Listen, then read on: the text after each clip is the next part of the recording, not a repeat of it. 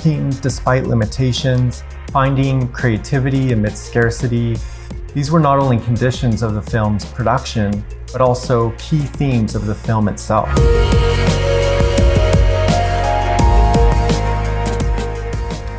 What really drew me to Machinima was the possibility of using the medium's formal constraints, like filming inside video games with existing assets, characters, and environments, to create a narrative of adaptation and escape.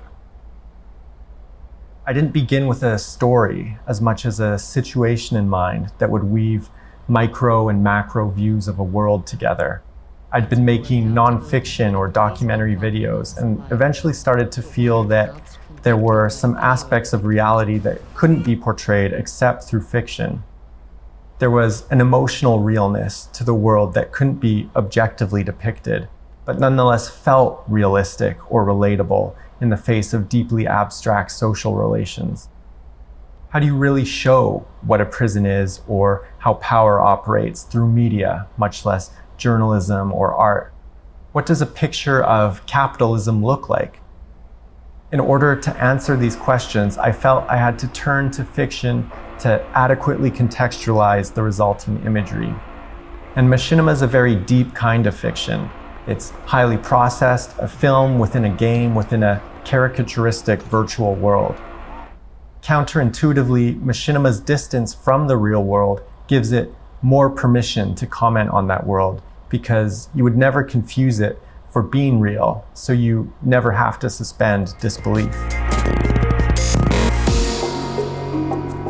I was about to begin a year-long residency with the Whitney Independent Study Program in New York, which would allow me to sink a lot of time into a new project.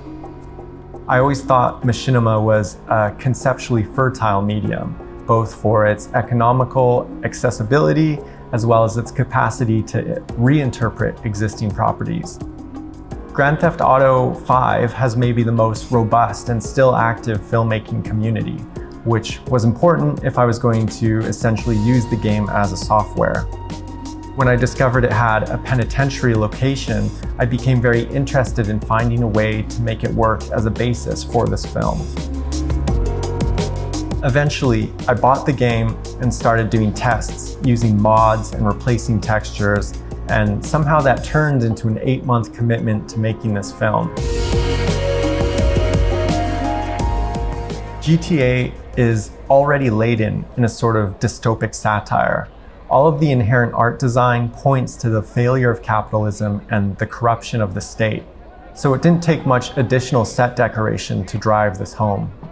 Still, I found myself constantly negotiating the game's inbuilt stereotypes with my own research into prisons, their role in society, and their effect on incarcerated individuals and employees alike, in conjunction with the abstracted and fictional version of reality I wanted to portray through film.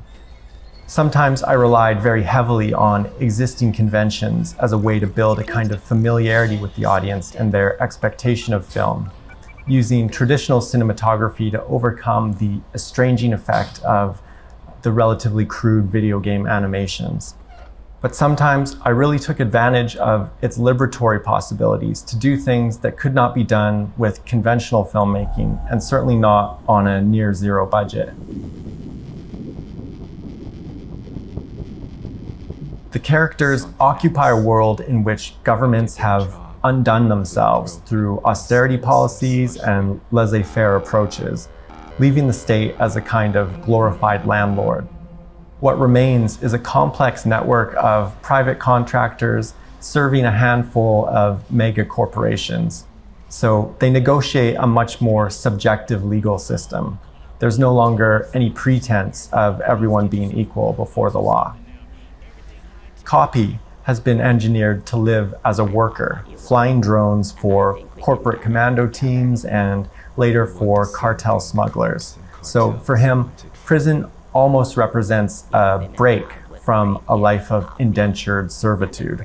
But this possibility is foreclosed when the prison's security AI, Sonthonax, builds a plan around Copy to escape from their own situational confines. For me, Sonthonax represents the role of technology in society, something with great power, but no inherent ethics.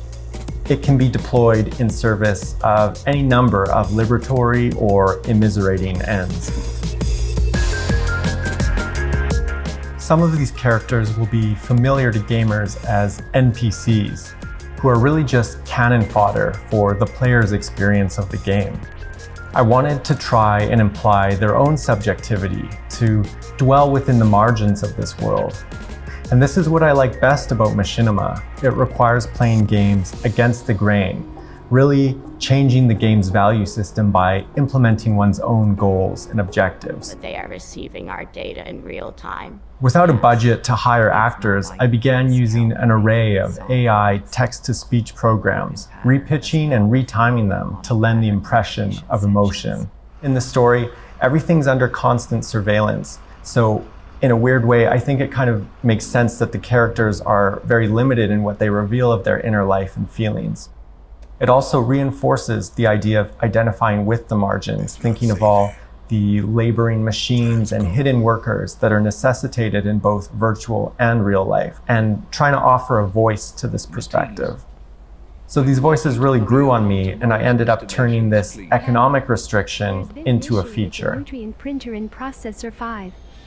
To stage scenes, I would first make an audio track and cut it to an appropriate rhythm. Then I would script the action in GTA, kind of stage the scene to unfold in real time. To do so, you record all actions within a certain radius and then go back in and pick specific camera angles. I used a lot of storyboards to really help me focus and determine what was necessary to depict and what could remain implied. Sometimes certain actions did not have corresponding animations, so the script had to be constantly reworked to fit with what was possible.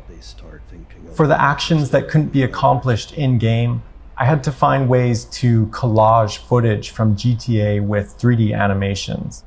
One problem I knew I would face was shots where the characters interact with specific objects, so I knew I would have to animate hands in a lot of insert shots. So I pulled models directly out of the game, keyframed them in Blender, and then composited them back into the GTA footage. Sonthonax has a number of different forms, all of which needed to be produced outside of the game. There's the toilet snake, the hydra slug, the wireframe hologram, and the human interface. I knew I was taking liberties with the concept of AI by representing it as an individual, but it's uncanny that this sentient computer became the only character acted by a human. By this, I mean all the game characters are basically puppets who can only indirectly be told what to do. But for Sonthonax, I used my own face as the underlying structure of the wireframe and the deepfake face morph. I couldn't really use any of the game's existing audio, especially when filming in prison. The game registered me as an intruder, and a siren would go off constantly, in addition to a loudspeaker that recited the same 5 or 6 jokes over and over. I kept a little bit of it in some scenes to reflect the chaotic energy of the place, but mostly I built up the sound layer by layer after the fact. I really wanted to do a Foley pass, but couldn't quite make it work, couldn't quite find a quiet space in New York to record subtle movements. So I compromised by using a contact mic, hitting it on different surfaces with signal processing to lend a layer of digital weirdness to some of the interactions. I also made a synth patch for the drone and skylift engines so I could play them along to the picture. Much of the soundtrack comes from Overclocked Remix, an online community that hosts remixes of video game music. Because Machinima is a deeply intertextual art form where the viewer is looking at both a proprietary video game world as well as a derivative film created in that world, remixes became an important way to develop the space between depiction and representation, sort of immersing viewers in the film world while constantly reminding them of the multiplicity of worlds from which this story draws and within which we're all already situated. A big part of the story is the Lincrypsis software, which allows you to speak privately. I wanted to refer to old video game forms of dialogue, a kind of random mumbling that gives character to a voice without actually having any specific content. The idea is, if you have the right software, then you can unscramble the speech to understand what is being said. I used found footage to describe events beyond the scope of the game, and also to imply that the fictional aspects of the story became less untrue as one adopts more macro perspective.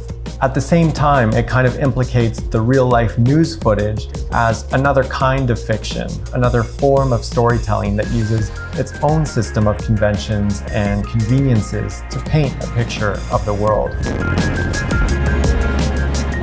This has been a huge project for me, and even though my only real expenditures were the game itself and subscription to a sound effects library, it took 8 months of hard work to bring it all together.